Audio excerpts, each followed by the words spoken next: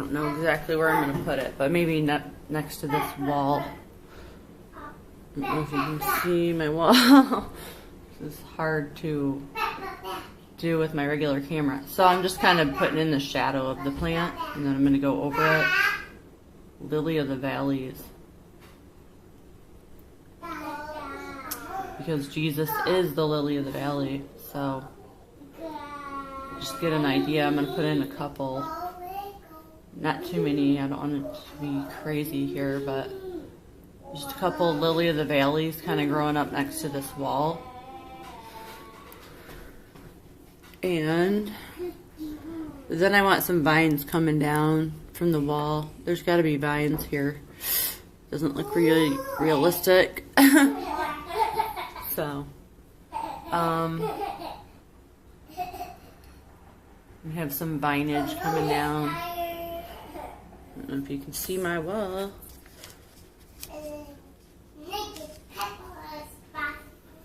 So yeah, I'm just kind of putting this here. This is just the dark color, just to get an idea where I want them. Then I'm going to go over them with the other two.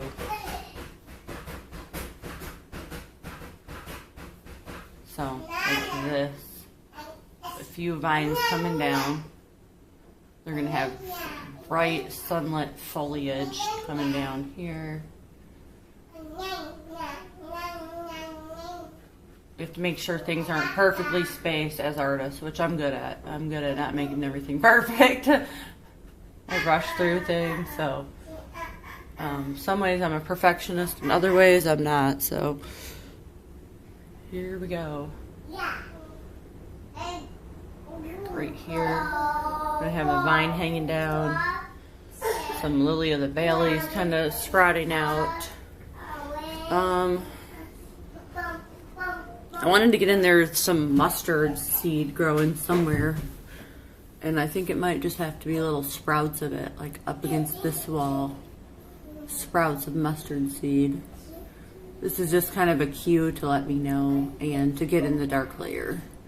So I know, okay, there's going to be mustard seed right there. Then against this wall, I wanted to see if I could somehow get some rows of Sharon like branching out of the wall. Coming out right here, just a big branch. And paint some rows of Sharon coming out.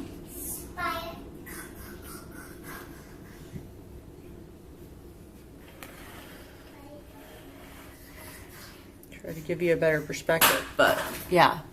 In the actual picture, there's some branches coming out of these. So I thought it'd be cool if I make it a rose of Sharon. Because Jesus is the rose of Sharon, the lily of the valley, and tells us to have faith as a mustard seed. So, I mean, it's realistic painting, but not completely realism. Obviously, I can't get all the real shadows and everything because it didn't really happen. But, alright. So, Rose of Sharon's over here. And the last thing I wanted to do was to put some corn down here, like Jesus. I'm going to have this, like, roughly carved in the sidewalk. Take up the bed and walk. It's going to be very roughly carved so nobody can really see it unless you look at it a certain way. So I wanted to have some corn in here by Jesus's feet or something, like corn that has a bite taken out of it. I have a shekel right here by his foot, but I also wanted to have some corn in there somewhere. And I think maybe like right in here or something. I'm going to have corn with a bite taken out of it by Jesus.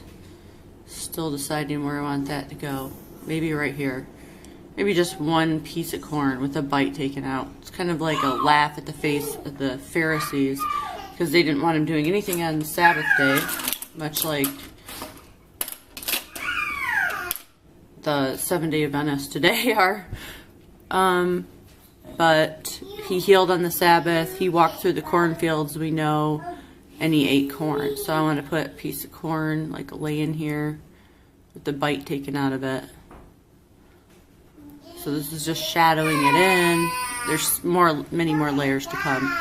You will see. And I have some fish over here that need some help that I'm going to have to paint in next to the guy. Some fish and bread.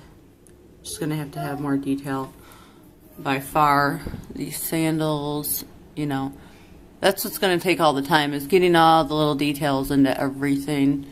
Although a lot of it, I'm just kind of winging it, faking it. It's not going to have all the details. It's just going to look like it did. But that's the best kind of painting, is when it looks like there's a lot of detail and there really isn't, like I did with the stairs. That's what professional painting is about. They make it look like it has all this detail, but really they just create an effect and your mind creates the rest. Like this mat, I was going to show you how I was going to do the mat, but my babies were getting too loud, so I can only do so much on camera because they're always crying, playing, they're very loud. So anyways, this is where we're at now. I've got some cues where I'm going to get in the Rose of Sharon, some mustard seed, lily of the valley, vines, because he says, I am the vine.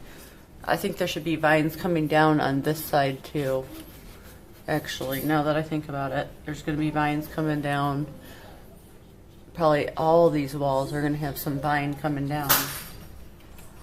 So I'm going to put a vine coming down here too. So like I said before, I want to focus on basically Jesus and the things around him and make those extra detailed and let everything else fade into the background, which is hard for me because I am the kind of artist that puts too much detail into everything. So I have to know when to just let go.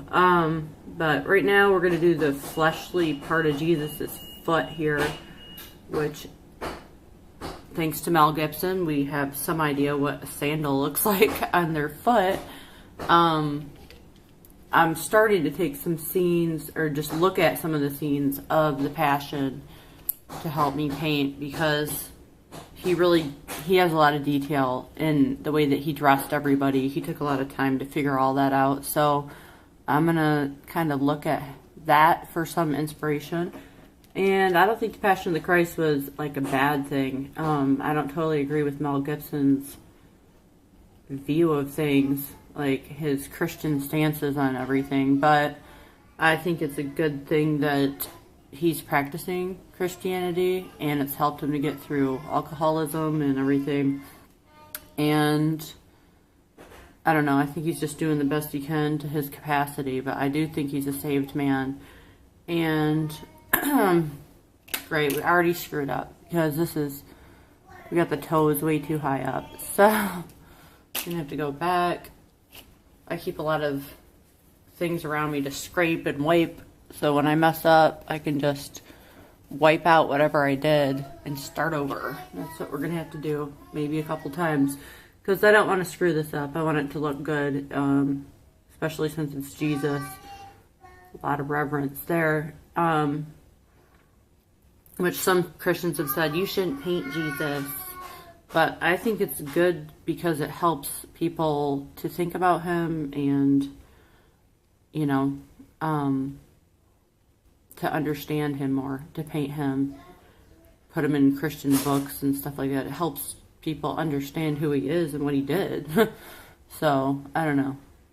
But whatever. I think Mel Gibson's movie was pretty good, and I know a lot of Muslims around here in Dearborn watched the movie, and it helped them learn about Jesus. When we go knock on their door and talk to them, every single one of them pretty much says they've watched The Passion of the Christ, and that makes them want to be a Christian when we talk to them. That's like, it's like some seed that God sowed before we even got there, is that they've watched The Passion. There must have been some missionary came through Dearborn and dropped off Passion movies or something, because they've all watched The Passion, and it's given them a taste for Christianity. So when we knock on their door, they're like excited, they invite us in, and The Passion played a big part in that. I thought it was pretty good.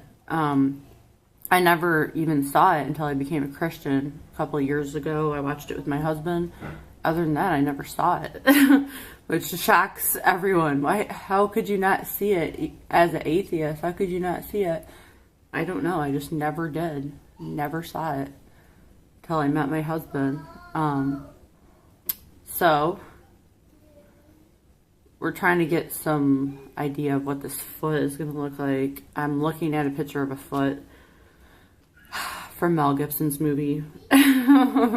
The sandal and everything. How does this look? It's a little bit difficult to get the renderation of a foot.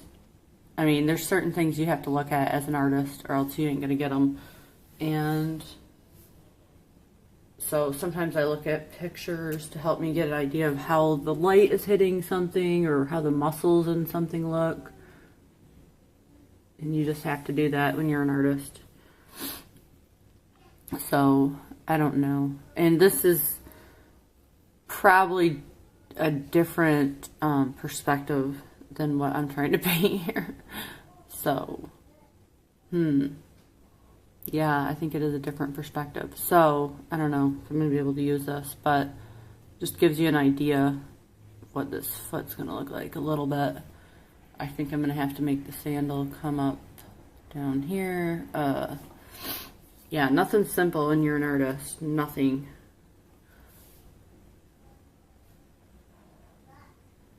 And I think more light needs to be hitting his hand, like his knuckles. But really the perfect part, I wanted to be the part where Jesus is. Everything else can just, you know, fade into the background. But I want him to be, like, perfect.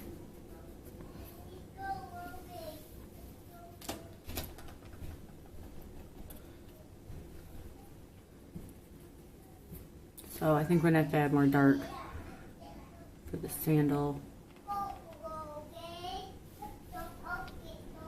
I don't know. But I thought I'd paint a little bit this morning and work around my house. Maybe do some outreach videos.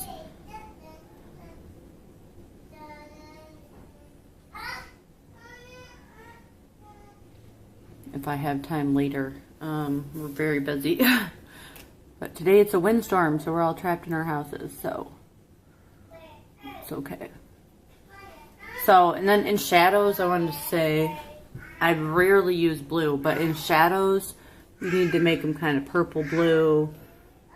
I mean, this is kind of basic art stuff, but if you haven't been an artist very long, then you don't know that shadows are blue, far away things are blue, anything that's dark has like a coldness to it. So, you know,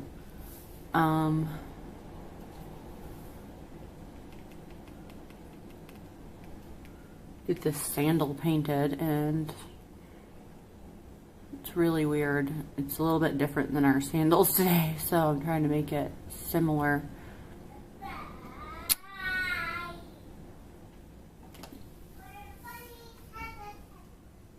But yeah, there's a lot more light in this whole scene that I can really get in there. So we kind of got the sandal done. I'd like to go in and add some extra details to these toes. I'm going to try to use a scraper to like scrape out a scraping tool that I've got here. I just use whatever's around me. I don't go out of my way to get things and use them. I just use whatever's around me for painting. I've just always been that way. So I want to scrape out parts of this for this toe. Okay, this is going to be the little toe. That's what is screwing me up. I'm thinking it's the big toe. Nope, it's a little toe. Medium toe. And the big toe is farther away. So, try to scrape out. You can scrape out paint too. That's what we don't realize as artists. We can scrape things out. And it helps to scrape things out sometimes. So, give it a little more definition so it looks more like a toe. I don't know if I'm done with this. I'm probably going to come back later and keep working on the foot. But yeah, you can use objects around you. You don't have to go to the art store and buy a million things to paint with. I use whatever's around me And I remember when I was a young artist and I just thought, whatever famous artists do, I want to do what they do and be a famous artist. So I read about one artist that put like different things in their paint, so for texture and stuff. And I thought, oh, that's so cool, I'm gonna do what they did. And it was really gross because I started putting cat hair in my paint before, like raw egg and different stuff, and one of my paintings turned out terrible. So you don't have to copy everything that you read about a famous artist doing. So